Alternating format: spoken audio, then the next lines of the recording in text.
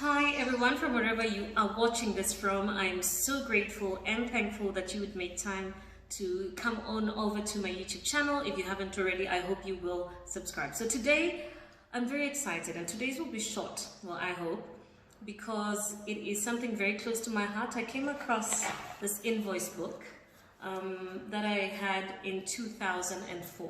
So 2004 is just about 2 years after I finished college.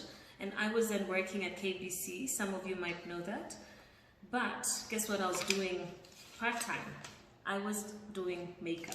And sometimes people ask me, oh, Terianne, who does your makeup? I do my makeup because I was a makeup artist, and that's something actually many people don't know.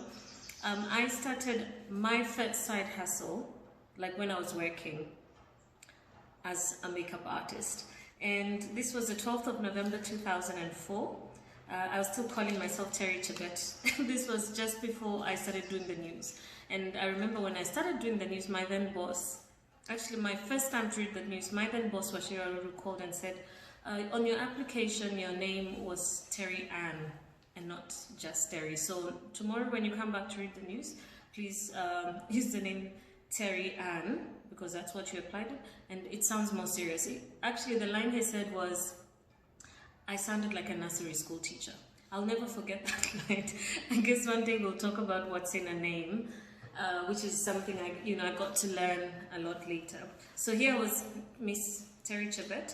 It was to McCann, Kenya. McCann was an advertising agency at the time, and this invoice was for India promo photography for Western Union, and I was doing the makeup, and it was 7,000 shillings. That's the first one. And then on the 9th of November, no, this was a cancelled one, that's the same one. And then there's a lot of cancellations here. I think I was not doing the invoicing right because I didn't know how to do it as well. Yeah, so there's Lois Cannard, Telcom Christmas promotion, makeup artist's fee, 7,500. This was Coop Bank brochures, photography makeup fees, that was 10,000 shillings. So you can imagine, and then in January, this was a bit of a smaller budget. Blue Band Inuka promotion, makeup artist fee, 5,000 shillings. So I mean, and there's many others that, I looked at this invoice book and I said, it really did remind me of when I was starting out and how important it was for me to do something that I enjoyed. To be honest, I wasn't doing it really for the money. I just really enjoyed makeup. I had been part of a film that was done by Njeri Karago, and I was an assistant makeup artist. So I learned under a lady called Gillian who had actually studied film makeup. And I was so fascinated by what she did. And after that, I started, being seriously keen on actually doing makeup for, as a side hustle. So I would, work when I was supposed to work, and then I would either get time off, or during the weekends, then I would do the makeup work. And sometimes I actually started making more money from the makeup than from my salary. Granted, my salary wasn't much. I think I was earning somewhere between about 25,000 shillings a month. But there are times I would make the same amount, 25,000 shillings, and there are times I would even make slightly more. So because of that, I started thinking just this morning when I saw this, I said, I know many of us could be in the same place. You're working, or maybe you're not even working, and you just want to make some extra money on the side, or you want to make money on the side. How much did I start this business with? It was very little. I doubt it was even 10,000 shillings, because I just needed to buy some makeup, and then thankfully makeup was not so grand, so we would use basics. It would be just foundation, powder, some eyeshadow, and some lipstick or lip gloss. And that's how I started, and eventually it really grew until a point where now my work was really taking shape, and so I decided to call it quits for a while. Well, then later on, of course, as you know, I started Care Organics and I started Scarlet Digital, So I truly and deeply understand, and I know how important it is to have something to fall back into, especially, you know, if you lose your job or just to have an extra stream of income. And I always talk about my parents. My parents were both civil servants, but, you know, eventually, well, they were working for parastatals, but they always had a shamba. And in the shamba, we planted, you know, maize, which more or less supported our school fees. We had tomatoes, we had pili pili hoho, we had chilies, we had carrot, we had bogas, just, you know, different things. And we would sell that. And my parents also planted oranges. And we would sell that. My parents would sell that to beans, etc. My parents would sell that for an extra source of income. So those of us who are now in the city and it might be a little difficult to farm, or those who are already doing what they now call telephone farming, an extra source of income is incredibly important, and it's nothing new. It's just that it was done but not talked about in, you know, so much of a way. So I've come up with a list of some businesses that you can start with a really small amount of capital, actually 10,000 shillings and below. For you who want to start with a little bit more, of course you can. Number one, and of course I'll start with what I know, which is what I started with, was a makeup business. And I know sometimes, you know, somebody may feel, oh, there's so many makeup artists, or there are big makeup artists who are already doing so well. There is enough space for everyone. When I started off this business, and you can see the quotes I was giving 5,000, 7,000 shillings quotations for the job. There's never a better place to start. Start small, start with what you have. And it's even better now because we've got digital, social media, where you can, you know, post your pictures and begin to create a market, begin to create an audience, begin to put your skill or your art out there. Talk to people whose makeup you can do for a small fee, 1,000 shillings, 2,000 shillings. Take pictures, post them on Instagram, on Facebook, and also tell those people to recommend you. So makeup business is amazing. It doesn't matter whether you're in Nairobi, you're in Kisumu, you're in Eldoret, or Kitale, where I come from. Just that is one of the businesses that you can start with very little. And I've now seen that people are actually putting up a little stall where somebody can come in, you know, they have an event in the evening, they have a wedding, they have, you know, so many things. They come by your makeup studio, get their makeup done, pay you, and they go. So you don't have to take up the cost of going to where they are and etc. But makeup business is something that has really good potential, but it really depends on how you take good pictures. Of course, use YouTube videos to train yourself even further. YouTube videos are free, just pay for the bundles. So that's an amazing business to start, if you're interested in makeup. Another one which I seriously thought about at some point, maybe I still will, I don't know, is scented candles. And this is a business that is really growing. It's really easy as well to just grow your own brand. You know, get some containers. I know the glass packaging ones, and there's very many people on Instagram and on Facebook now who are selling, you know, glass jars, cosmetic packaging. Kenya is one of them. And there's many others who sell jars. So you just need to go to industrial area, find a supply of candles, go to some YouTube tutorials on how to make candles, find out where to get the scents from, you know, all the things, the wick, etc. And it's such a simple process. Just look for some YouTube videos and see how easy it is to make candles. Get a beautiful brand name, get a page on Instagram, give some gifts to some people who can influence and get to know your brand. But trust me, that is a business that you can start with less than 10,000 shillings. Another one, which is a very well kept secret, is Wigs.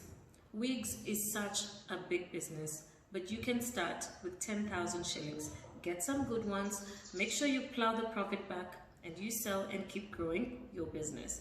So if you get your wigs on AliExpress, and I'd like to ask those of you who do not know AliExpress to download it on your phone or just check online on, you know, on your laptop. Wigs on AliExpress go from anything from, you know, 2,000 shillings, 1,500, and you can import them and sell them online. You don't need a shop to start with, and you can begin to build your brand. And trust me, if you go to AliExpress, you will it's fascinating. It's a secret. Many people don't talk about it. I know businesses that have grown really big, but they started off importing on AliExpress.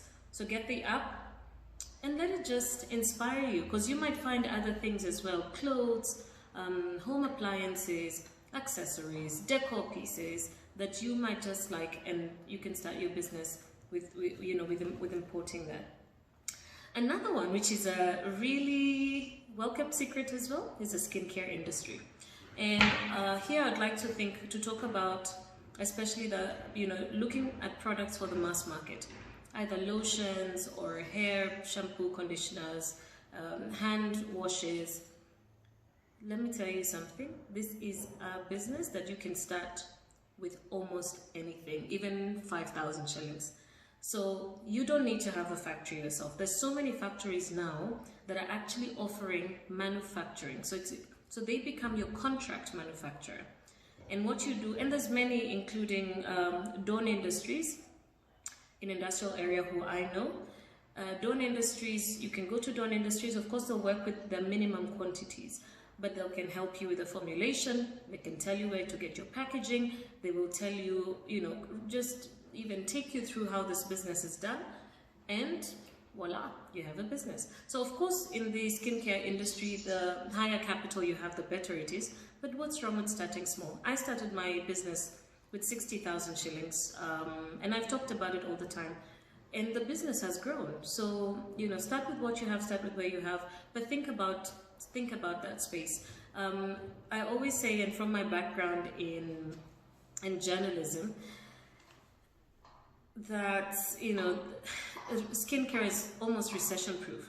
It doesn't matter if you're broke, if you're rich.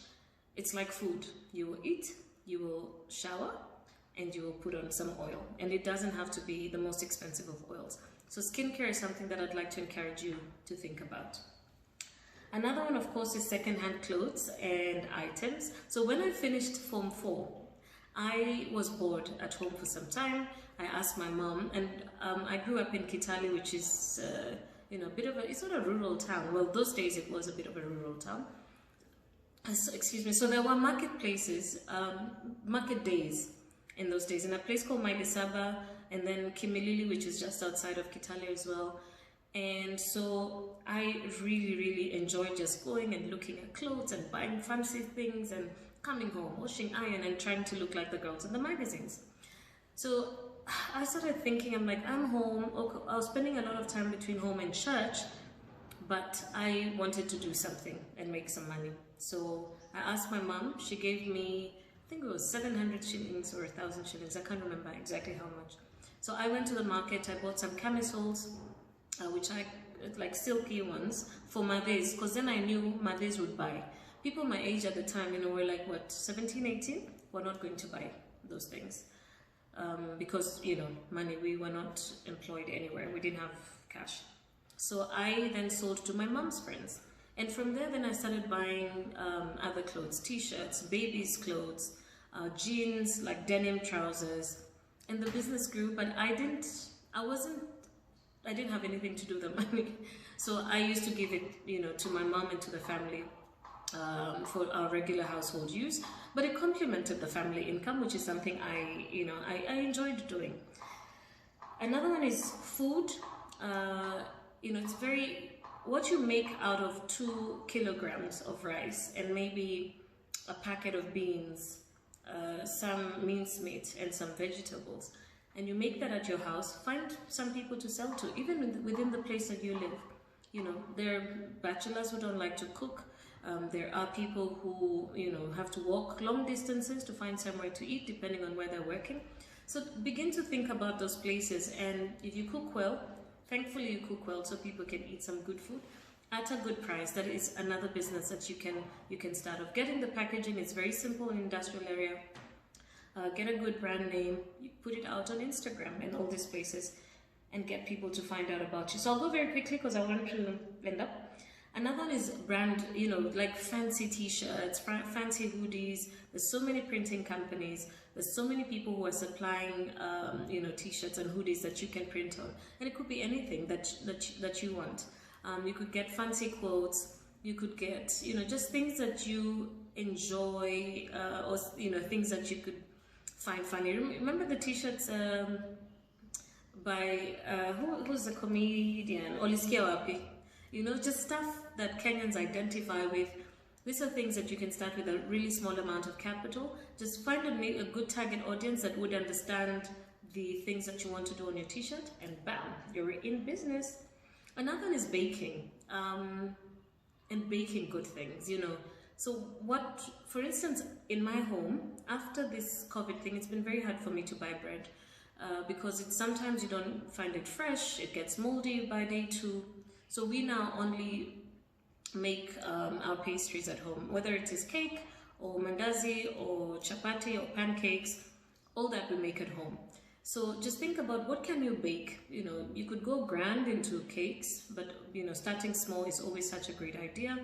It could be muffins, and they don't have to be super fancy party types. It's just something that you can supply within your neighborhood. It could be even bread, so that they don't have to go and buy bread somewhere else. So let's say you live in an apartment block that has 20, 30 people.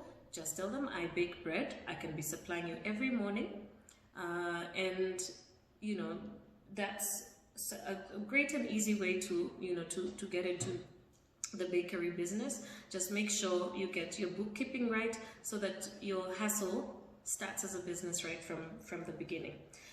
Talking of bookkeeping, and this is something I've seen because I'm in the small business space, so I know how hard it is for us to keep our books well. So those of you who are accountants, or you know how bookkeeping is done, you can offer it at a service for a small fee, whether it is 5,000 shillings per month, 10,000 shillings per month. Find small businesses and tell them, can I help you with your bookkeeping? I'll do this and this, and you maybe even just have to talk to them once a week. Get the numbers, you know, get to help them with their accounting. And when these companies grow, trust me, most 100%, 90% and above, I think they will stay with you. So think about that small business space. Talk to them in advance. Don't overcharge them, because small businesses will always look for, what can I do without? What can I learn to do on my own? So if you are in the bookkeeping space, you've done some CPAs, you've started work, or even not, and better if you haven't, because you can charge even less. So imagine if you get 3 or 4 businesses and you tell them, I'll ask for 5,000, 6,000 shillings per month. You already have your 24,000. So, you know, think about that space, because it is something that you can really do well. So that's how I'll wrap today's YouTube video. I will come back again sometime next week, and we can talk about even more things. Please, please, please, if you want me to talk about something, whether it is personal finance, how to manage your finances better, how to set aside money for starting a small business, whatever it is, please write in the comment section, and I will be so happy to share these tips with you. Because, you know, I'm a strong believer in do not rise alone. If you rise, hold your sister's hand, and let's grow together. So thank you so much for watching. Remember to subscribe and to like if you like the video, and of course to hit the notifications button, so that next time I post something that you'll not be left out. Once again, thank you, and bye-bye.